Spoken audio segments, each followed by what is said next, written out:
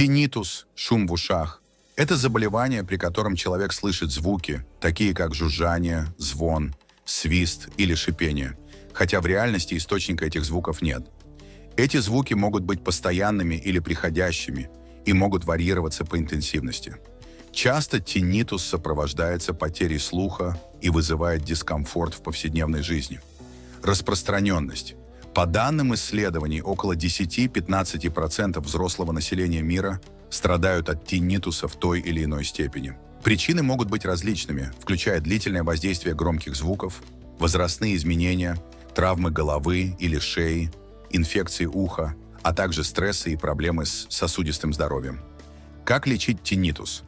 Лечение тиннитуса зависит от его причины. Если шум в ушах вызван инфекцией или воспалением, может помочь антибиотикотерапия или противовоспалительные препараты. В случае потери слуха лечение включает использование слуховых аппаратов или кохлеарных имплантов. В некоторых случаях тиннитус может быть связан с нервными расстройствами или проблемами с кровообращением. Поэтому может потребоваться лечение сосудистыми препаратами или антидепрессантами. Кроме того, есть немедикаментозные методы, такие как звуковая терапия, включая матрицы Горяева. Эти частоты могут помочь сбалансировать работу слухового аппарата и нервной системы, снижая восприятие шума. Также существуют специальные устройства для маскировки шума, такие как белый шум или звуки природы. Что делать, если у вас тиннитус? Избегайте громких звуков. Если вы работаете с громкой техникой или в шумной среде, используйте защитные наушники. Снижение стресса.